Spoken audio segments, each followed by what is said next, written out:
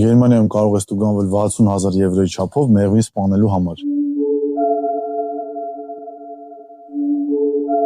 Գերմանիան առանձնանում է հետաքրքիր փաստերով, սկսած բնապահպանական պաշտպանությունից մինչև հանրային տրանսպորտի նորարարությունները։ Գերմանիայում մեղու սպանելը կարող է հանգեցնել մինչև 65,000 եվրո տուգանքի։ Սա ընդգծում է երկրի նվիրվածությունը պաշտպանելու կենսական կարևոր միջատներին եւ շրջակա միջավայրը։ Գերմանիան ունի առաջադեմ աղբի տեսակավորման համակարգ, որը վերամշակումը դարձնում է ազգային առաջնահերթություն։ Համակարգը օգտագործում է հատուկ գունավոր աղբամաններ, իսկ սխալ թափոններն էլ կարող են հանգեցնել տուգանքի։ Այս հետևականության շնորհիվ Գերմանիան ունի բարձր վերամշակման մակարդակ։ Տեսակավորումը սկսվում է հենց տանից։ Տանը տեսակավորվում է առանձին թուղթը, պլաստիկ փաթեթներով ապրանքները, բիոաղբը, ապակիները սպիտակ եւ գունավոր եւ այլ աղբ, որի մեջ մտնում է մնացած ամեն ինչ։ Չենք հաշվում հատուկ վտանգավոր թափոնները, որոնք նետվում են առանձին կերպ։ Բացի այդ, շատ գերմանական ավտոբուսներ ունեն նիլինգ ֆունկցիա, որի շնորհիվ ավտոբուսի կողային մասը իջնում է ապահովելով ավելի հարմար մուտք եւ ելք բոլորի համար, հատկապես շարժողական սահմանափակումներով, մանկասայլակներով մարդկանց համար։ Եթե կուզեիր, որ նման կարգապահությունն ու բնապահպանական մտածողություն լիներ նաեւ Հայաստանում, հավանիր տեսանյութը եւ կոմենտներում գրիր ինչից պետք է սկսել։